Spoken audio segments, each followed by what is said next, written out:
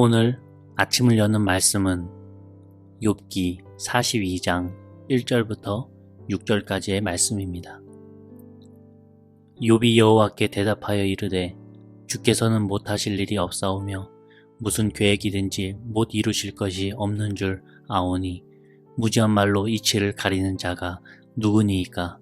나는 깨닫지도 못한 일을 말하였고 스스로 알 수도 없고 헤아리기도 어려운 일을 말하였나이다. 내가 말하겠사오니 주는 들으시고 내가 주께 묻겠사오니 주여 내게 알게 하옵소서. 내가 주께 대하여 귀로 듣기만 하였사오나 이제는 눈으로 주를 배옵나이다. 그러므로 내가 스스로 거두어드리고 티끌과 제 가운데에서 회개하나이다. 할렐루야! 긴 시간 욥기를 묵상하며 여기까지 오신 우리 성도님들의 발걸음을 하나님께서 인도하시리라 믿습니다. 무려 42장을 끌고 온 이 욥기가 드디어 대단원의 막을 내립니다. 우리가 그동안 애타게 찾았던 이 욥의 고난의 원인은 끝내 속 시원히 밝혀지지는 않았습니다. 새 친구들의 주장대로 내 죄 때문에 온 건지 아니면 엘르휴의 주장대로 하나님의 교육적 차원 때문에 온 건지 하나님께서 나타나셔서 직접 그 결론은 내리고 계시지 않습니다. 그런 면에서 욥기가 아직도 계속해서 연구되고 있는 이 고전 중에 고전인 것 같습니다. 제가 욥기와 요나서로 이 석사 논문을 썼습니다. 이 논문을 쓸 때 이 고난에 대한 지도 교수님들의 의견을 한번 묶어서 풀어보자면 많은 경우 새 친구들의 말처럼 나한테 다가오는 이 고난의 원인이 정말 내 죄 때문에 내 실수의 그 대가로 그 값을 치르는 경우가 많다고 합니다. 내가 뿌린 대로 내가 거둔 것이죠. 부인할 수 없는 사실입니다. 저 역시도 선교지에서 목회를 할 때 이 성도님들의 삶에 깊숙이 개입하면 저러시면 안 되는데 이런 선택은 옳지 않으신데 하는 경우가 종종 있어요. 그런데 결국 그런 선택을 하셔요. 그러면 아니나 다를까 몇 달 뒤에 또는 몇 년 뒤에 그게 부메랑이 돼서 고난으로 찾아오는 것을 보게 됩니다. 뿌린 대로 거둔 것이죠. 또 나중에 그 고통의 원인을 당사자에게 가르쳐준다고 하더라도 그 이야기를 들은 대부분의 성도님들은 황당해하시며 인정하지 않고 납득하지 못하는 게 현실이세요. 욥이 긴 시간 그 고통의 원인을 찾았던 이유 역시도 고난의 현실을 이해하고 받아들이기 위해서가 아닙니다. 고난의 현실을 부정하고 납득할 수 없는 그 이유를 찾기 위해서 원인을 알고 싶어 하는 거죠. 만약에 하나님께서 욥에게 나타나셔서 욥아, 너가 사실 고통받는 이유는 이런 이유 때문이야 라고 알려주시면 욥이 그렇군요, 예 알겠습니다 라고 하면서 그 고난을 달게 받을까요? 아니에요. 우리 인간은요 그 이유를 알아버리는 순간 오히려 더 황당해하고 화내면서 인정하지 않으려고 하는 게 우리의 본성입니다. 하나님께서 100가지 이유를 대셔도 1000가지 합리화를 만들어내는 게 우리 인간의 모습이에요. 결국 고난 앞에서 그 이유를 수긍할 수 있는 사람은 적다고 하는 것이죠. 약 20년도 더 된 이야기입니다. 제가 고3 때 아버지가 직장을 잃으시면서 저희 집은 재정적으로나 또 환경적으로나 많이 힘들고 외로운 시간을 보내야만 했었습니다. 고3이라고 하는 시기인데 이런 경우를 겪으니까 영향을 안 받을래야 안 받을 수가 없더라고요. 가만히 있으면 책에 집중을 해야 되는데 가만히 있으면 먹고 살 생각을 하게 됩니다. 19살 수준 안에서 그 수준 안에서 머리를 굴려보면서 어떻게 하면 먹고 살 수 있을까 이런 생각을 하게 되는 거예요. 그러면서 자연스럽게 궁금하고 답답하니까 아버지한테는 무서워서 묻지 못하고 어머니한테 묻게 되죠. 우리 먹고 살 수 있냐고, 나 대학 갈 등록금은 있냐고. 이 주제 넘지만 철없는 이런 자식이 그런 질문을 하는 거예요. 그럴 때 어머니가 뭐라고 말씀하실까요? 이렇게 해서 돈을 만들고 저렇게 해서 대출을 받고 어떻게 해서 돈을 쪼개면 어쩌면 가능할 수도 있어, 이렇게 세세하게 말씀하실까요? 아니에요. 그냥 한마디 말씀만 하시는 겁니다. 넌 그냥 공부나 열심히 해. 이게 무슨 뜻이죠? 너가 알면 어떻게 할 건데, 그 현실을 알면 너 마음은 더 힘들어질 텐데, 그걸 설명하면 너가 무엇을 할 수 있는데, 복잡한 인생살이 부모님들의 눈물로 먹는 이 밥을 너가 아냐. 그 어른들의 인생의 무게를 고작 고3짜리 19살이 어떻게 알겠습니까? 그래서 어머님은 아무것도 설명하지 않으신 거예요. 그러시면서 공부 열심히 해라. 그렇게 어머님도 밤낮으로 힘들게 가정부 일이라든지 청소부 일들 하셨고, 저도 가정이 무너지면 어떡하나 라는 걱정을 하면서도 굳게 마음 다잡으면서 공부를 했었습니다. 결국 감신대에 나름 우수한 성적으로 들어갔고, 이 등록금 용지를 드리자 어머님은 아무 말 없이 입금을 하시더라고요. 이렇게 입학한 후에 군대 제대하기까지 대략 5년이라고 하는 이 시간 동안 가정적으로는 거의 바닥을 기는 시간이었었습니다. 이런 어두웠던 그 시기를 지금 와서 한번 되돌아보면은 그 시기를 통해서 저희 아버님이 하나님을 만나게 되셨어요. 원래는 썬데이 크리스찬이거든요. 또 그 시기에 부모님의 일을 도우면서 저 역시도 어른이 되어갔습니다. 부모님께서 이 사람 때문에 저 사람 때문에 고난이 왔다, 이런 일 때문에 저런 일 때문에 앞으로 더 힘들 것 같다, 이제 우리 어떡하지? 이런 말씀 단 한 번도 하지 않으셨습니다. 그저 새벽에 나가셔서 기도하시고 또 밤낮으로 열심히 일하시더라고요. 자녀들도 대강 눈치 봐서 이게 지금 상황이 어렵다는 거를 알지만 부모님들이 조용히 굳세게 살아가시는 그 모습 보면서 그 부모님 의지하고 흔들리지 않을 수 있었던 겁니다. 하나님께서도 우리의 고난 앞에서 우리가 막 그 원인을 물을 때 너가 이래서 지금 벌 받고 있는 거야, 너가 저래서 지금 이런 고난을 겪고 있는 거야 라고 말씀하지 않으세요. 왜요? 듣는다고 뭐가 달라지느냐? 그 문제를 떠나서 그 말을 듣게 될 때에 우리가 더 흔들릴 것을 알고 계시기 때문에, 더 인정하지 못하고 더 방황할 것을 주님께서 알고 계시기 때문에 그 말씀을 하지 않는 거라고 저는 생각을 합니다. 오히려 하나님께서는 우리로 하여금 스스로 깨닫게 하세요. 기다려주시죠. 또 그 힘든 시간을 통해서 하나님의 사람으로 연단하시기 위해서 하나님 나름대로 애쓰고 계십니다.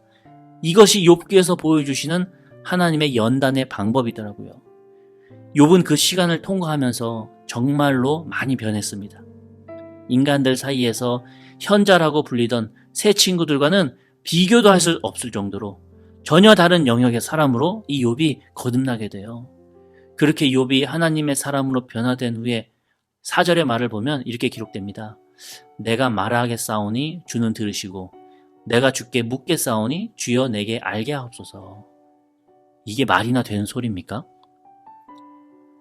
예전 같았으면요, 전혀 소통도 되지 않는 상황이기 때문에 욥 입장에서는 말하지도 않았고 하나님께서는 듣지도 않으셨던 것처럼 보여요. 그런데 지금 4절에서는 어떻게 이런 고백을 할 수 있습니까?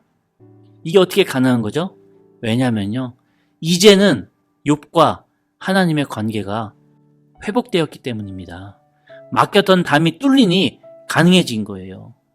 기도하면 마음에 또 응답도 주시고 질문하면 갈 길을 보여주시는 그 관계로 둘이 발전이 된 겁니다. 관계의 회복만큼 중요한 게 없더라고요. 우리가 문제를 겪고 어려운 일을 겪는 것 역시도 거의 대부분 중심은 관계가 회복되지 않았기 때문입니다. 사랑하는 우리 성도님들의 관계도 이렇게 하나님과 막힌 담이 허물어지고 뚫리는 복된 소통의 관계가 되시기를 간절히 축원합니다. 그렇게 하나님의 뜻을 깨닫고 소통하면서 배우다 보니까 5절에 나와 있는 것처럼 이렇게 기록하죠. 내가 주께 대하여 귀로 듣기만 하였사오나 이제는 눈으로 주를 배웠나이다.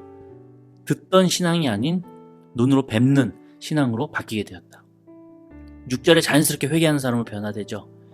여러분, 이전의 욥은요, 절대 회개할 것이 없다고 바득바득 우겼던 사람이었어요. 잘 아실 겁니다. 결백한다고 얘기 많이 했었죠. 그런데 이제는요, 누가 욥에게 시키지 않았지만 스스로 깨달았어요. 스스로 알았습니다. 그래서 누가 시키지 않아도 티끌은 먼지입니다.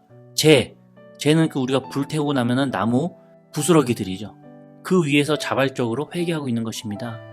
하나님과 소통이 시작될 때 나오는 첫 번째 반응이 무엇이냐? 바로 회개입니다. 하나님과의 관계가 회복되고 내 자신을 돌아보면서부터 내가 얼마나 속이 좁았었고 어리석었었는지 인정하게 되면서 우물한 개구리의 그 교만을 회개하는 사람이 된 거죠. 하나님을 만나고 체험하는 게 그렇게 중요합니다. 아는 것보다 더 중요한 게 무엇이냐? 믿는 겁니다. 만약 알아서 되는 세상이라면, 알기에 해결되는 인생이라면 믿을 이유가 없죠. 알 수 없기에 도리어 우리가 믿는 겁니다. 믿을 수 있기에 우리가 맡길 수 있는 겁니다. 맡길 수 있기에 우리가 따를 수 있는 겁니다. 따를 수 있기에 우리가 사는 겁니다. 인생은 따라가는 거예요. 양이 목자를 따라가는 것처럼 우리는 한 치 앞도 보이지 않는 그 인생을 믿음으로 주님을 따라가면서 살아가는 겁니다. 그래서 우리는 예수님을 목자라고 표현하지 않습니까? 우리가 그 예수님을 따를 때 우리는 진정 좋은 길로 인도받게 되는 것이고, 우리가 그 예수님을 따르지 않고 내가 나를 따를 때 좋은 길로 인도받는다고 생각했지만 결국 그 끝에 가보면은 낭떠러지로 향하고 있는 것입니다. 내가 보기에 내 판단에 좋은 길이 아니라 하나님 보시기에 하나님 판단에 좋은 길로 인도받으시는 귀한 우리 성도님들 되시기를 간절히 축복합니다. 한 가지만 더 말씀드리겠습니다. 10절에 보면 이렇게 기록을 합니다. 욥이 그의 친구들을 위하여 기도할 때 여호와께서 욥의 곤경을 돌이키시고 여호와께서 욥에게 이전의 모든 소유보다 갑절이나 주신지라. 이 대목을 읽을 때 우리는 갑절의 축복에 집중합니다. 와, 곤두박질 치고 치더니 결국 다시 원점으로 돌아와서 더블로 뛰었다. 와, 좋겠다. 그런데 본문의 히브리어 원어를 살펴보면 본래 의미가 좀 정확해집니다. 10절 끝에 주신지라 라고 하는 단어의 히브리어 원어는 와 요세프라고 하는 단어인데 덧붙이다, 더하여 주시다 라고 하는 뜻입니다. 한마디로 더불어 주시는 하나님의 은혜를 의미해요. 욥이 하나님의 사람이 되었을 때, 그의 영적 가치관이 변했을 때 이렇게 더불어 주시는, 덧붙여 주시는 축복도 따라왔다고 하는 것입니다. 물론 이렇게 덧붙여 주시는 축복도 감사하지만 욥은 더 이상 거기에 목매는 사람이 되지 않았습니다. 왜요? 이미 다 잃어봤거든요. 이미 다 경험해봤거든요. 이제는 이러한 축복에 집중하는 것이 아니라 하나님 한 분만으로 살아가는 신앙인이 되었습니다. 다른 거 다 사라져도 하나님 한 분만 계시다면은 욥은 만족하고 살 수 있는 주의 자녀가 된 것이죠. 욥이 이렇게 변한 사람이라는 것을 알 수 있는 증거가 있는데 세 딸을 보면 알 수 있습니다. 욥기 42장 14절에 이렇게 기록하고 있어요. 그가 첫째 딸은 여미마라 이름하였고 둘째 딸은 그시아라 이름하였고 셋째 딸은 게렌합북이라 이름하였으니. 이전에 욥기 1, 2장에 욥의 자식들에 관하여 언급할 때는요, 거의 아들들한테 집중했었어요. 그런데 이런 고난을 다 겪은 후에 욥기 42장에서 욥은 변했고 이제는 딸들의 이름에 집중을 하고 있습니다. 그 딸들의 이름의 뜻을 보면은 욥의 심중을 알 수 있는데요. 첫째 딸 여미마는 호도에라고 하는 비둘기를 뜻하는 이름입니다. 어두운 고통의 밤이 지나고 변화된 기쁨을 의미하는데요. 하나님과 회복된 관계가 너무나도 좋다는 거예요. 둘째 딸 그시아는 계피나무 향기라고 하는 뜻입니다. 이 계피나무 향기는 당시 종교 예식에서 많이 사용했던 향기로서 욥은 둘째 딸 그시아를 볼 때마다 종교 예식의 향기를 떠올렸던 것이고 좋았다는 겁니다. 마지막 셋째 게렌합북, 이 딸의 이름의 뜻은 화장용 분가루 통입니다. 당시 여성들이 특별한 행사 때, 특히 종교적 행사 때 얼굴에 바르던 분이 있었는데 그 화장을 떠올리면서 지었던 이름이 이 게렌합북이었습니다. 이렇게 세 딸 모두 종교적인 색채가 담긴 이름으로써 욥의 삶의 의미가 이전과는 다르게 변했음을 알 수 있습니다. 이 여성들의 이름에서 어느 하나도 재물이나 건강이나 또는 세상 사람들이 축복으로 여기는 명예나 이런 색깔을 볼 수가 없어요. 오로지 종교적인 하나님만으로 만족한다는 욥의 마음을 느낄 수 있는 이름들입니다. 하나님과의 관계가 더 가깝게 밀접한 사랑으로 회복되었음을 알 수 있는 대목입니다. 이렇게 더하여 주시는 갑절의 축복도 은혜이지만 욥에게는 하나님을 뵙고 더 그 하나님과 가까워지는 삶이야말로 진정한 은혜였다는 것을 고백하고 있는 것이죠. 욥의 인생에 고난이 없었더라면 불평도 없었겠죠. 그런데 불평이 없었다면요, 평생 귀로 듣는 신앙으로 끝났을 것입니다.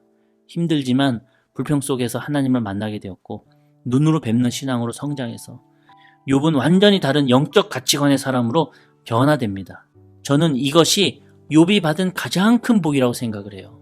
욥이 누렸던 말년의 가장 큰 복은 하나님과의 관계 회복에서 오는 행복이었습니다. 우리 영등포 중학교의 성도님들의 삶에도 욥처럼 어렵고 힘든 일들이 많이 있으신 줄로 알고 있습니다. 그 시간이 너무나도 아프고 힘든데 우리가 눈물로 새벽 제단을 쌓을 때 하나님께서 응답하시고 무엇보다도 우리가 하나님과의 관계가 회복돼서 내 영적 가치관이 변하고 행복의 기준도 변해서 하나님께서 기쁘게 받으시는 주의 자녀들 되실 줄로 믿습니다. 거기에 더해서 또 갑절로 주시는 그 축복도 받아 누리는 주의 자녀들 되시기를 간절히 축원합니다. 아멘.